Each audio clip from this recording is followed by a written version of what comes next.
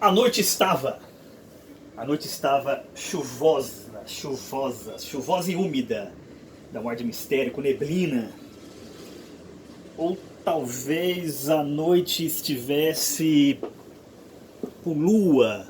Clara e com lua, é uma bela imagem, clara e com lua. A noite. Olá, eu sou Ademir Luiz e estou tentando escrever. Na verdade, escrevi algumas coisas. Por exemplo, este daqui é um dos meus livros acadêmicos. É um estudo sobre a Ordem dos Templários, sobretudo em Portugal, que era uma ordem medieval de cavalaria. Escrevi este romance, que consegue ficar em pé sozinho, já é alguma coisa. Escrevi este pequeno livro de contos, que não consegue ficar em pé sozinho. Roteirizei também este romance gráfico. Mas o assunto aqui não sou eu. Estamos aqui para termos a nossa primeira aula de escrita criativa. E é por isso que eu estou usando meu pullover. Por quê? É universalmente reconhecido que todos os professores de escrita criativa dos filmes de Hollywood usam pullover. Portanto, estou fazendo aqui a minha parte. Eu quero começar lendo para vocês aqui o trecho de uma entrevista póstuma do grande crítico George Steiner. Ele faleceu agora em 2020 e algum tempo antes ele concedeu uma entrevista para que fosse publicada após a sua morte. Uma entrevista muito bonita em que ele avalia a sua vida, a sua trajetória. Fantástica. E tem um trecho que me parece ser muito interessante para o que nós vamos discutir aqui. A pergunta: no âmbito pessoal, que erros cometeu? Resposta de Steiner: essencialmente, deveria ter tido a coragem de me provar na literatura criativa. Quando jovem escrevi histórias e também versos, mas não quis assumir o risco transcendente de experimentar algo novo nessa área que me apaixona. Crítico, leitor, erudito, professor são profissões que amo profundamente, que vale a pena exercer bem, mas é completamente diferente da grande aventura da criação, da poesia, de produzir novas formas. Portanto, o grande arrependimento que ele tem é o de não ter se arriscado na literatura, portanto, na escrita criativa. Pense nisso. Agora eu tenho uma pergunta. O que as seguintes figuras têm em comum? Napoleão, Mussolini, Goebbels e José Sarney.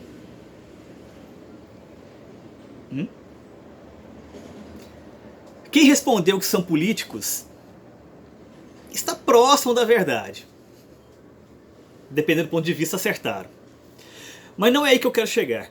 Todas essas figuras, em algum momento da vida, quiseram ser escritores. Não conseguiram. E foram fazer algo mais fácil: tentar conquistar o mundo.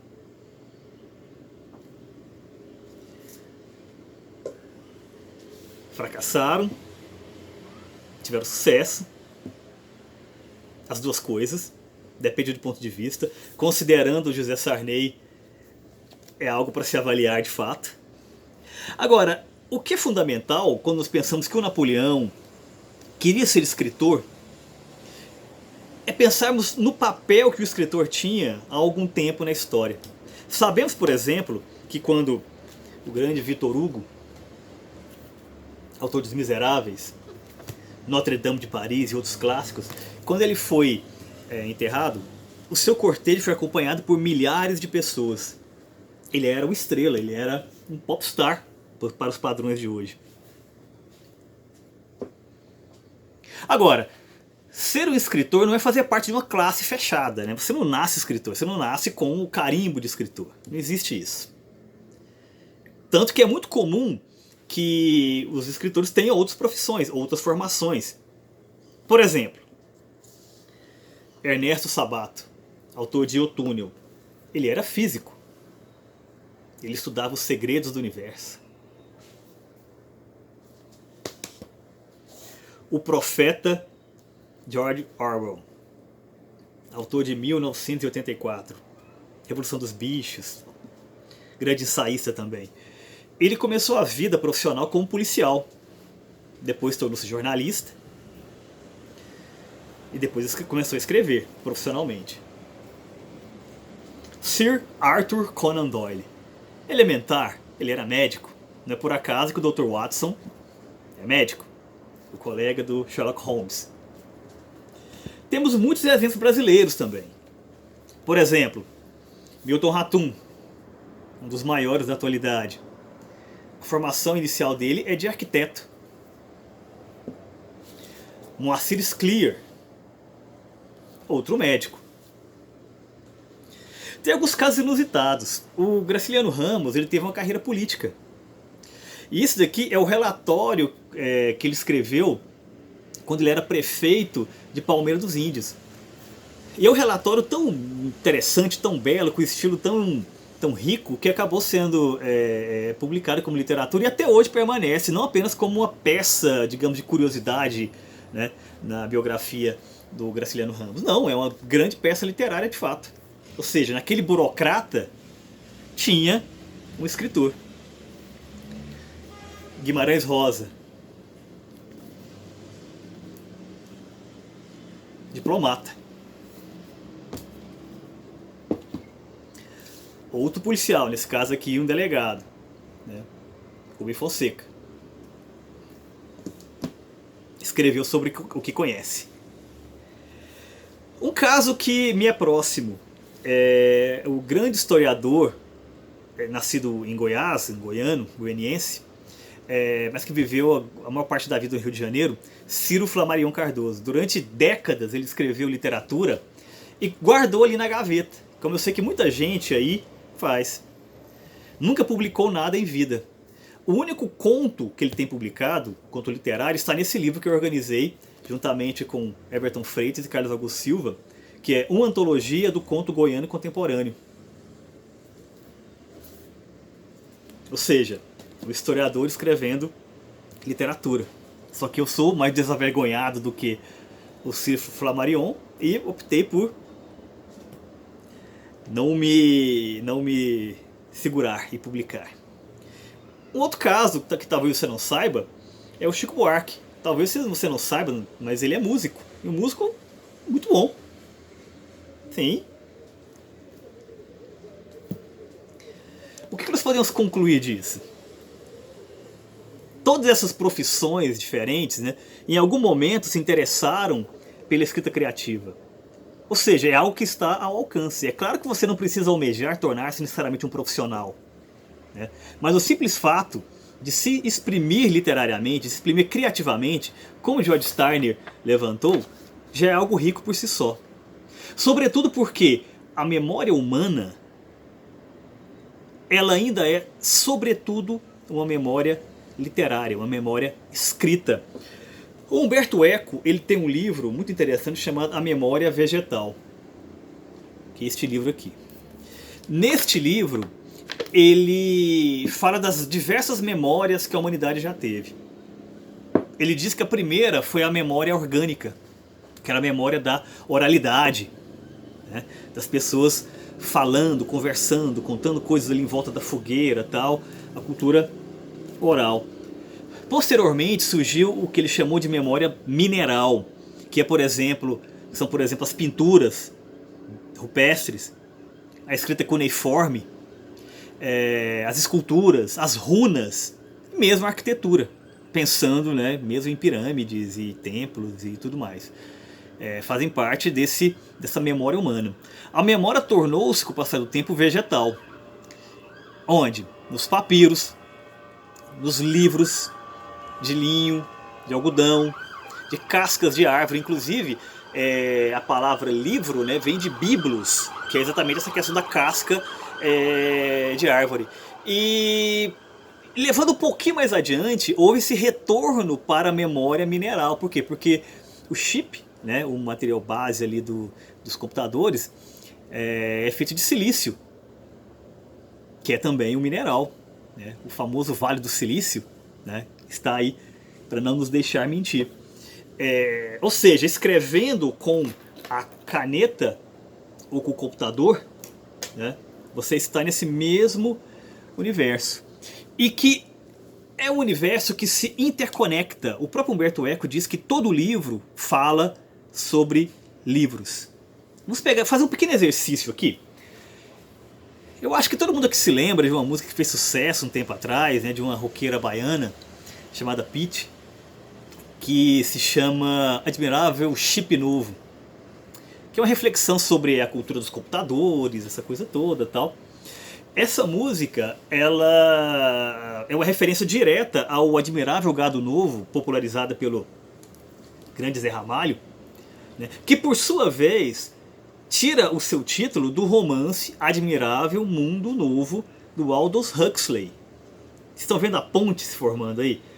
E a ponte não acaba no Aldous Huxley. A ponte chega até Shakespeare. Aqui está o volume de suas comédias, né? E uma das peças aqui neste volume é A Tempestade. Na peça A Tempestade, nós temos um certo momento ali que um dos personagens fala: o que é essas maravilhosas criaturas que habitam esse admirável mundo novo? Algo assim. Dessa fala veio o título e todo o conceito que inspirou o Aldous Huxley na concepção do seu Admirável Mundo Novo. E que foi caminhando até chegar nessa música brasileira, né, contemporânea, falando sobre a cultura do silício, a cultura dos computadores. Então, portanto, essa memória está provada, ela é cíclica e se interconecta. Eu diria até rizomática.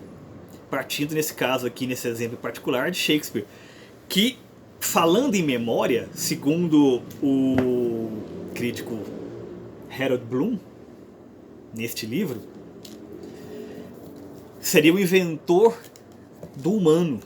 Ele teria inventado o que é o ser humano, ou seja, os sentimentos que nós professamos hoje em literatura, em cultura, nas artes, na própria psicanálise, na psicologia e tal, teriam surgido inicialmente como expressões artísticas, literárias em Shakespeare, portanto, durante o Renascimento. E nós somos herdeiros disso.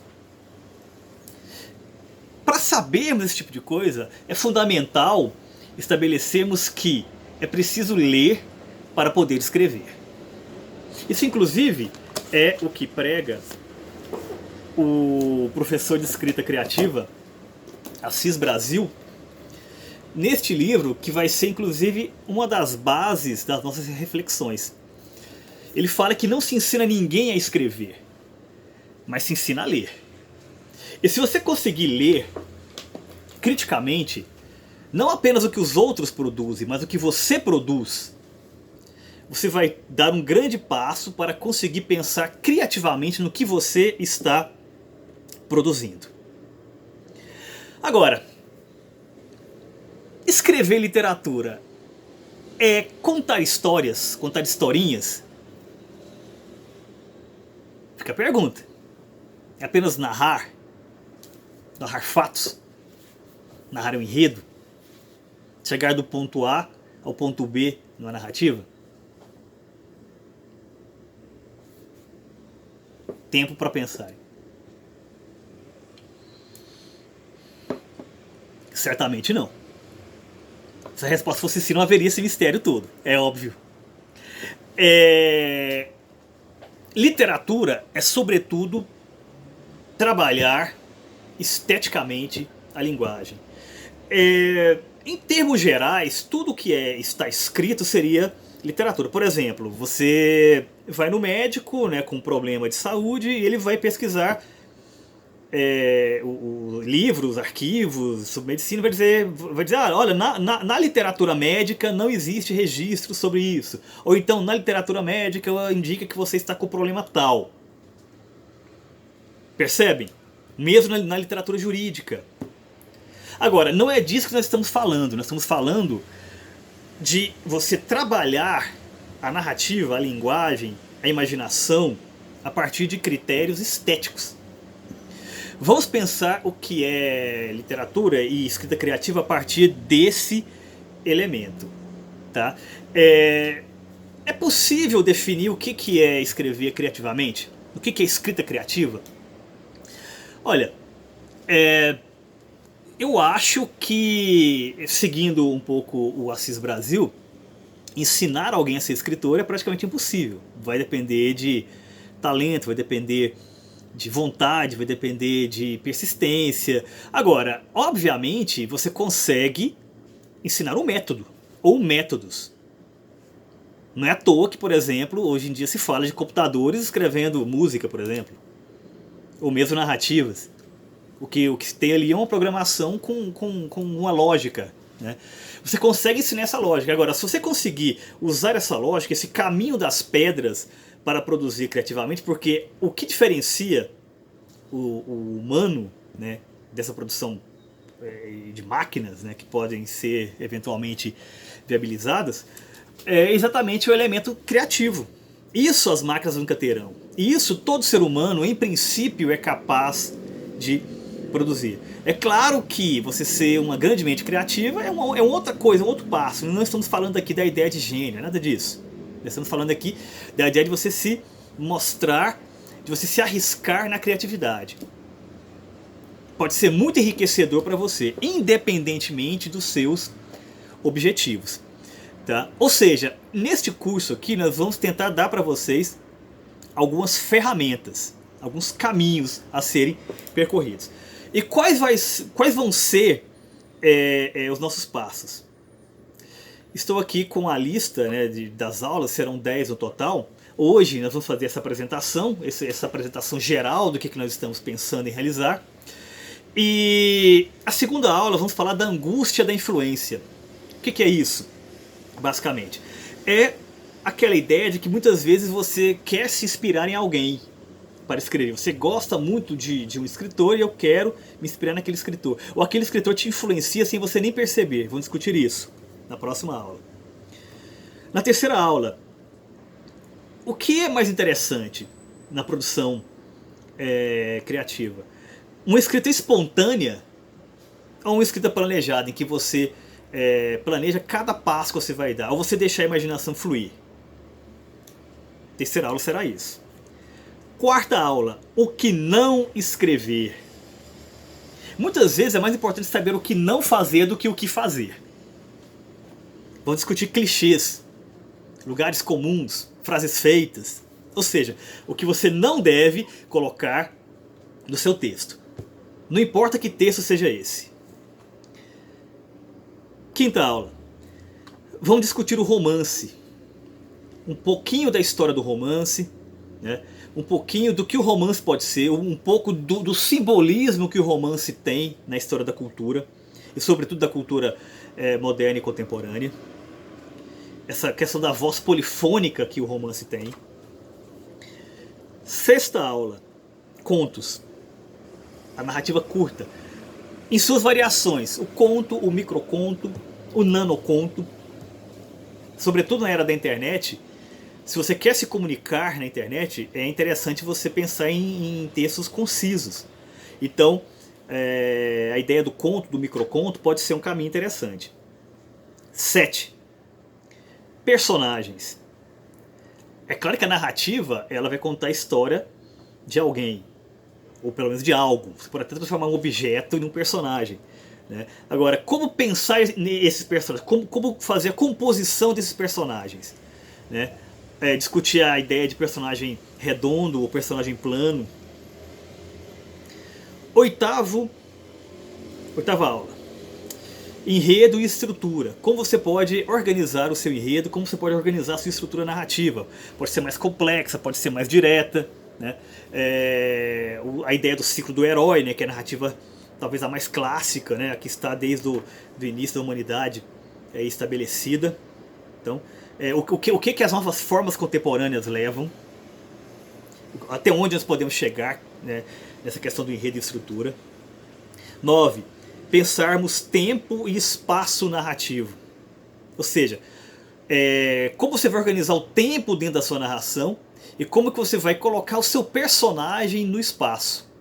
Como pensar esses dois elementos de uma maneira interessante e criativa. 10ª e última aula. Talvez um pouquinho diferente aqui, caso alguém queira, por exemplo, escrever uma adaptação, né, talvez para audiovisual, né, de um conto, de um romance e tal, alguma coisa assim, ou de uma música, por que não? Né? Vamos pensar em adaptações. Pensar a diferença entre uma obra adaptada e uma obra inspirada em algo.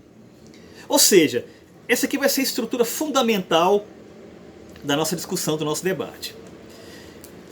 Espero que seja interessante. Vou me esforçar para isso. Enquanto isso, até a nossa próxima aula, vou tentar continuar meu texto aqui. Onde eu estava? A noite estava. A noite estava com lua, não era isso? Era com lua. Poderia ser quente, talvez. Quente. Quente e chuvosa, pode ser isso. Quente e chuvosa, misturar tudo. Vai ficar interessante.